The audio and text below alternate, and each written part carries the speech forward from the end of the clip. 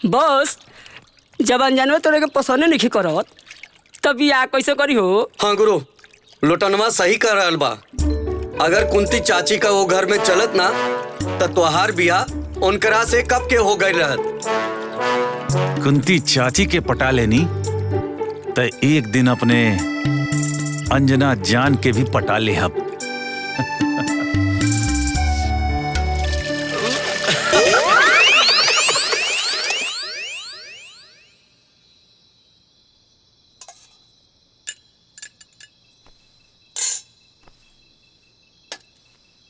बाबूजी, आज जौन बियाह में रउआ गइल रहनी वो अच्छे से हो गइल? हाँ बेटा, दिने के बियाह रहे, समय से हो गइल। हाँ, दूसरे के बेटी के ब्याह अच्छे से करा देहला। भले अपन बेटी घरे कुंवारे बैठल रहे। का माई चुप रही ना, का खाद बेरा रउआ कुछ भी बोले नी। हम चुप ना रहब, बहुत चुप रह लेनी। गांव में अब उठे बैठे में शर्म आवता हमरा के। अरे जब ब्याह करे के बेवत न रहे तो काहे बिटिया पैदा कैनी? काहे न पैदा होते ही ओकर बूढ़ी दबा के मुआ देनी। ऐसन बाप के माई का रउआ कुछ भी बोलत रही नी बाबूजी के।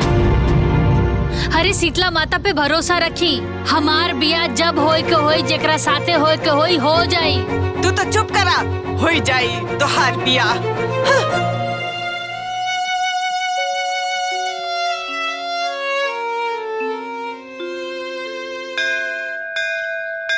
हे माता, माँ जगदम्बा, माई शीतला, हम कितना भागा बानी माँ। बड़े भाग्य से तो हमके बेटी मिलल, लक्ष्मी जैसन बेटी मिलल माँ। बाकी हम ओकर कन्यादान ना कर पात बानी, एकरा चलते हमार जग में हंसाई होत बा। हमार समाज में हमरा ऊपर लोग हंसत बाड़े माँ। हम क्या करी बाबूजी?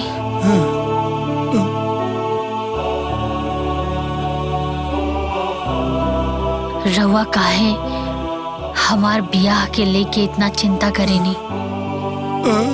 माता शीतला पर भरोसा रखी। बेटी, हर बाप के सपना होला कि ओकर बेटी हंसी खुशी ससुराल जाए, अच्छा घरे जाए। बाकी हम अपना फूल जैसन बेटी के ब्याह ना कर पावत बानी। बाबूजी, रउआ बिल्कुल चिंता ना करी। देख लिया, एक दिन अच्छा रिश्ता खुद ब खुद रउआ पास चल के आई। रउआ के कहीं जाए के कौनो जरूरत नहीं खे।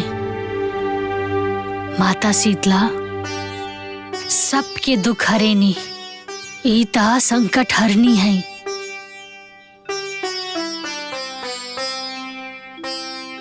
बाबूजी, रउआ बिल्कुल चिंता ना करी।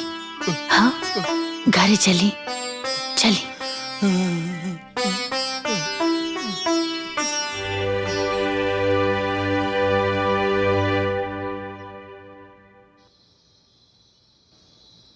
अंजना बेटी, बहुत जल्द तुम्हारी और तुम्हारी बाबूजी की चिंता दूर होने वाली है। तुम मेरी परम भक्त हो।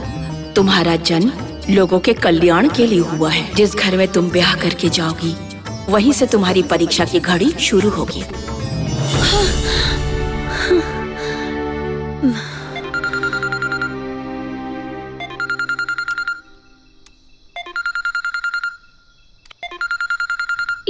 ई केकर नंबर है?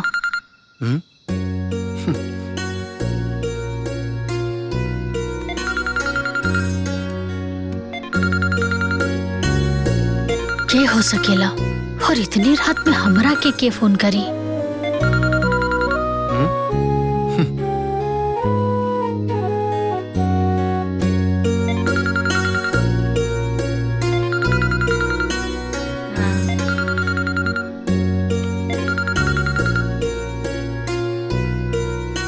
हेलो, हमरा के तो लागल कि तू ई बेर भी फोन ना उठाइबू। अरे पहले तो ये बतावा कि तू बाड़ा के और इतना रात में हमरा के काहे फोन कैले बाड़ा? हम तो तोहरा के दोपहरिया में ही फोन करे वाला रहनी। देखा ना, हिम्मत जुटावत जुटावत 11 बज गई। अच्छा वो सब ठीक बा, पहले ही बतावा कि तू बाड़ा के। हमार नाम शक्ति बा। हम तोहरा आसपास के ही रहे वाला बानी और हम तोहरा से बहुत प्यार करेनी। अरे वाह, जान ना पहचान मालिक तुझे सलाम। पहले तो ये बतावा कि तोहरा के हमार नंबर कैसे मिलल? अरे खुजला से तो भगवान भी मिल जाले, ई नंबर का चीज है। हम तोहरा से मिल चुकल बानी और पहली नजर में अपन दिल दे चुकल बानी। अरे तू का कह रहल बड़ा, हमरा के कुछ समझ में नहीं खियावत। और तू हमरा से प्यार करेला तो एमे हम का करी? हम केहू से प्यार व्यार ना करीला। हाँ, और बेशर्मी के हद होला। इतना रात में केहू के फोन करके उल्टा सीधा बतियावताड़ा। हम तोहरा के बहुत खुश रखब। भगवान के दियल हमरा पास सब कुछ बा, गाड़ी, बंगला, फैक्ट्री, धन दौलत, सब कुछ बा।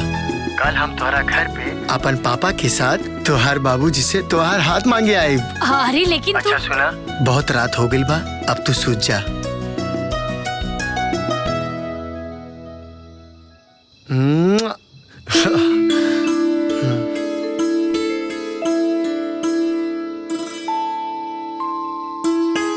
अंजना बेटी, बहुत जल्द तुम्हारी और तुम्हारी बाबूजी की चिंता दूर होने वाली है।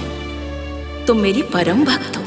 तुम्हारा जन्म लोगों के कल्याण के लिए हुआ है। जिस घर में तुम ब्याह करके जाओगी, वहीं से तुम्हारी परीक्षा की घड़ी शुरू होगी।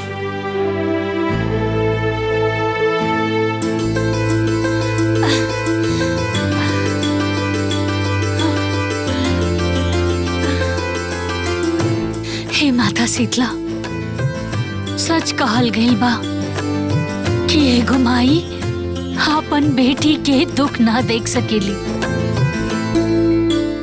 आज रउआ हमरा भक्ति और हमार बाबूजी के मान सम्मान के लाज रख लेनी। हम राउर धन्यवाद कैसे करी? हे माता शीतला, बस रउआ अपन आशीर्वाद हमरा पर और हमार घर परिवार पर हंसही बना के रखिया, हंसही बना के रखिया।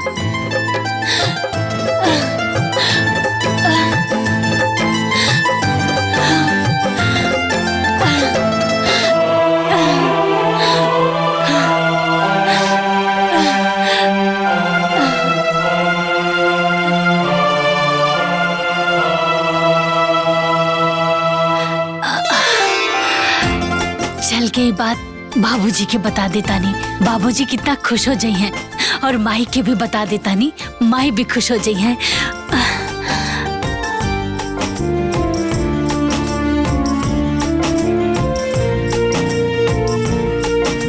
ना अभी ना, कल सुबेरे बता दे, कल सुबेरे सबके बता दे।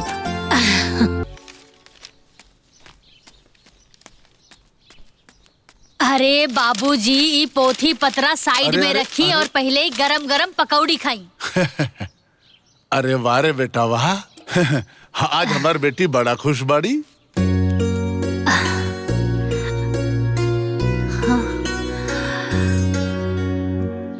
का हमहू जान सकीला? हाँ?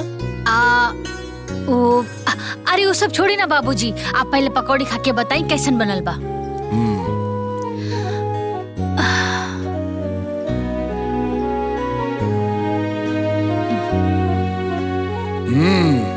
भाई वाह, पकौड़ी तो एक नंबर बनी। अच्छा बाना, सब खा ली? हाँ, अरे अरे अरे अरे